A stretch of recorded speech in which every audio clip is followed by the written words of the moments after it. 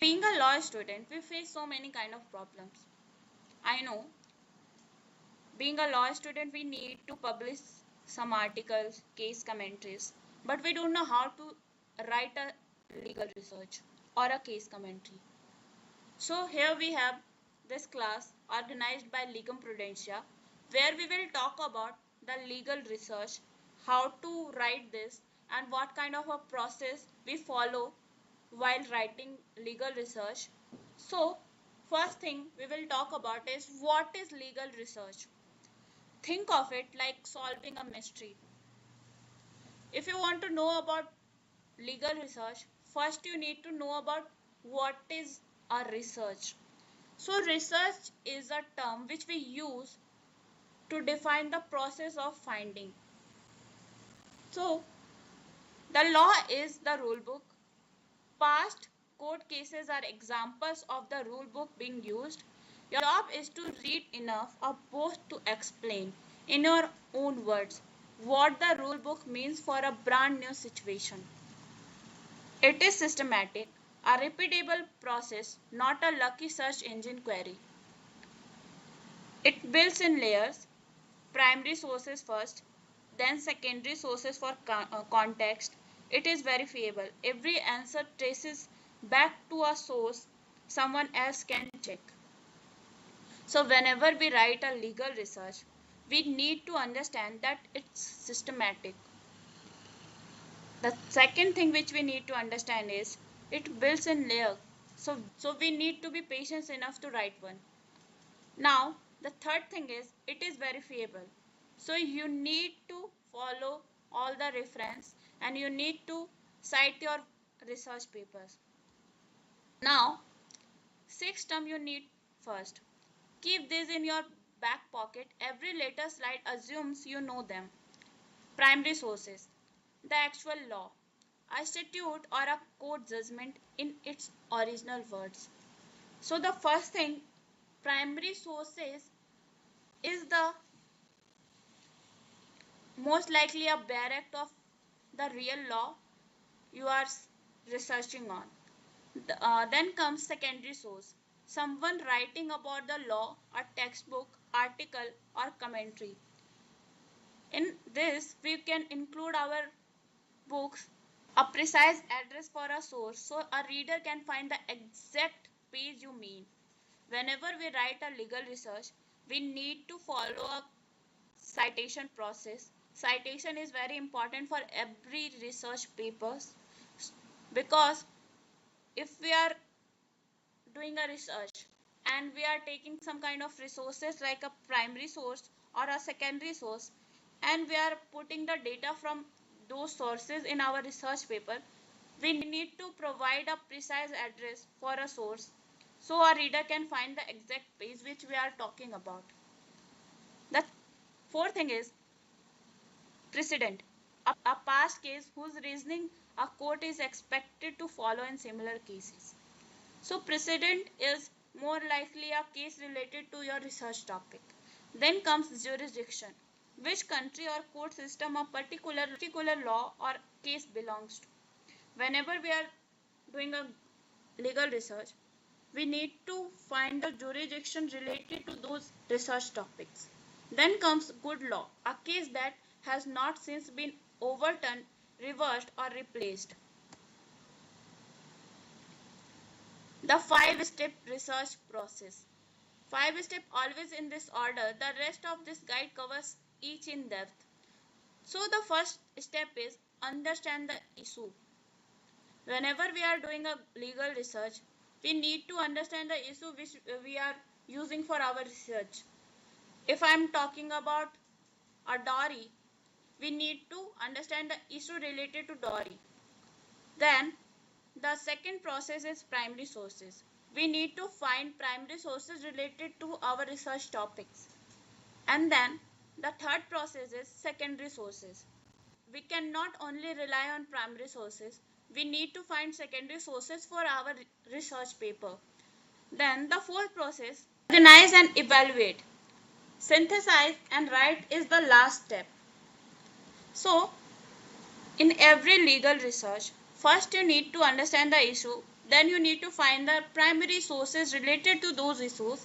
Then you need to find the secondary sources related to those issues. And then you need to organize and evaluate which kind of topic you want to add in your legal research. After all these four process, the last process is synthesize and write. When you have understood the issue, found the primary and secondary sources, and you have organized it and evaluated it, then you need to synthesize it and write a good legal research on your chosen topic. Before you begin choosing your research topic, the topic you pick shapes everything that follows. Choosing your research topic is very hard. Many times people choose the wrong topic and then suffer.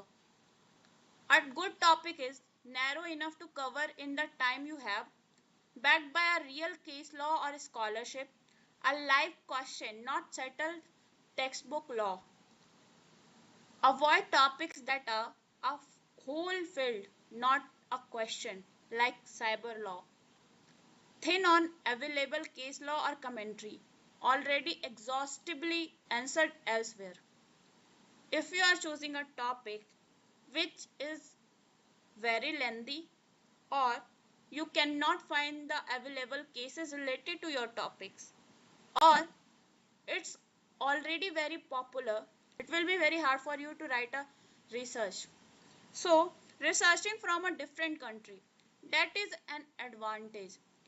Root your topic in your own jurisdiction or sharpen it into a comparative question. How do two countries treat the same legal issues differently? Like, if you want to choose a topic which is comparative, you can choose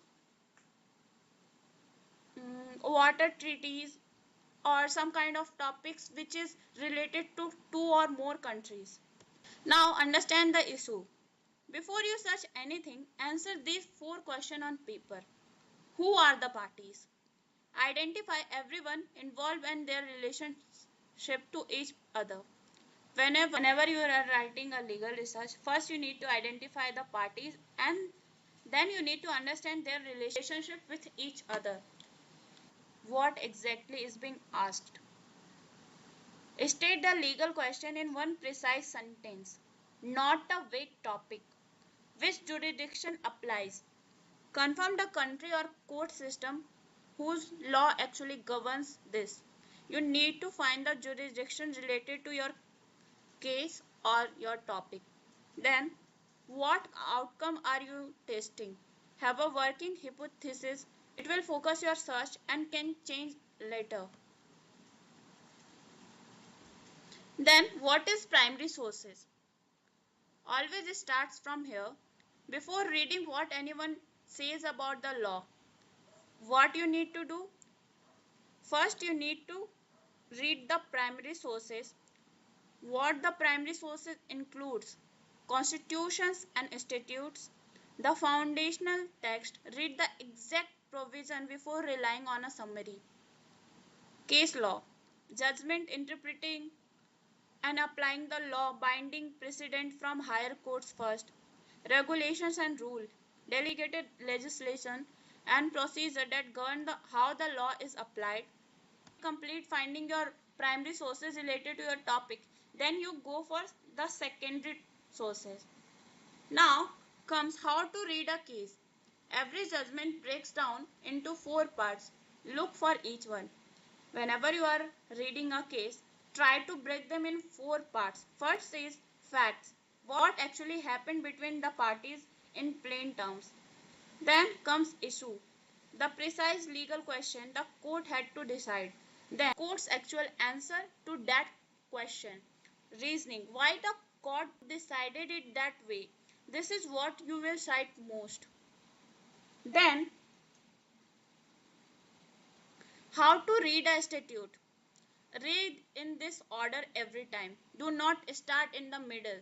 Whenever you are reading a statute, try to first read the definition section. Terms often mean something more specific than everyday uses. Check this first. Then you can go for operative provisions. the core rule, who it applies to, and what it requires or prohibits. Then, exceptions and provisos carve out that change the rule in specific circumstances, easy to miss. Then, you can go for commencement and confirm the version in force on the date that matters for your facts. Then here is secondary sources, context and commentary. Use this to understand what the primary sources mean in practice. Journal articles, the fastest way into a topic, deep analysis of one specific question. Textbook and treatise, comprehensive structured explanation of an entire area of law. Case comments, short pieces analyzing what one specific judgment means going forward. Practice notes, bar association or firm guides written for practical real world use. Then comes legal news, coverage of current developments useful for unfolding topics. Aids, simplified guides and outlines, a good entry point if a topic is new.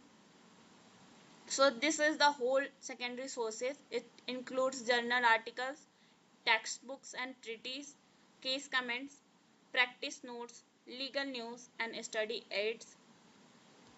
Now, research databases wherever you are from, free and subscription, tools for primary and secondary sources. If you are from India, you can use Indian Qanun. From UK, you can use Bailey. And if you're from United States, you can use justia.com. Justia.com is very useful for every student. Even if you are from India, you can use justia.com. Justia.com is also like LinkedIn. If you are from Canada, you can use this. If you are from Australia, you have option. If you are from European Union, you can use this. You have option. If you want to use a global tool, then we have Google Scholar and Heen Online. Now organize, build an issue tree. Break the main question into sub issues, then file sources under each one. If you are choosing a legal research topic, your topic is the main legal question. Now you need to break it into 3 sub issues. Your first sub-issue will include case law, statute section, commentary. Your second sub-issue will include case law, statute section and commentary. Your third sub-issue will include case law, statute section and commentaries.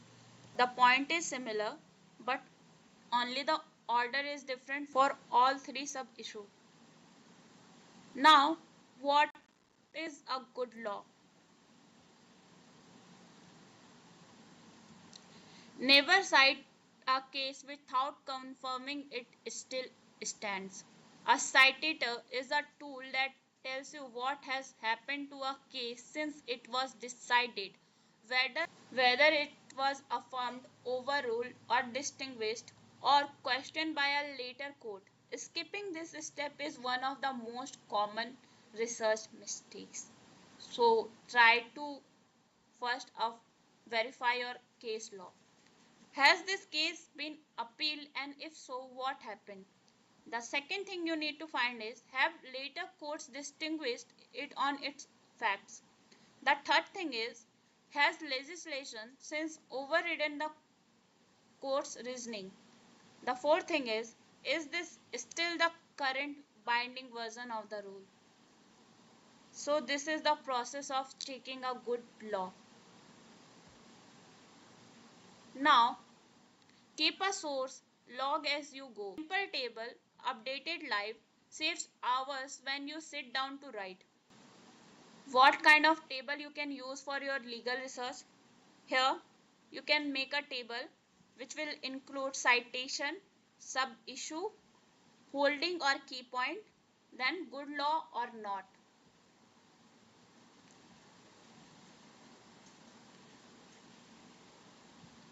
Before you finish writing your legal research, common research mistakes to avoid, starting with a Google search instead of a primary source. Second thing is reading only the head note or summary, not the full judgment. Not tracking sources until the night before submission. Relying on a case without checking it is still good law or not. Mixing a persuasive precedent with binding precedent. Assuming your home country's rule applies in every jurisdiction. So that's all. Now, this is your research checklist. The legal question is written in one precise sentence. Every case relied on has been checked for good law. Secondary sources add context, not the core argument. Every point traces back to a primary source. Sources are logged and organized by sub issue. You explain your answer to someone in plain language. So, whenever you try to write a legal research, first you need to decide a good topic for your legal research. What kind of a topic is good for a legal research? We have mentioned it. Now, you found a topic, you need primary sources related to your topic. Then comes the secondary sources. After you find the secondary sources, you need to organize all the thing and you need to evaluate everything. And the last process is you need to write a legal research. So that's all from our side. Thank you so much.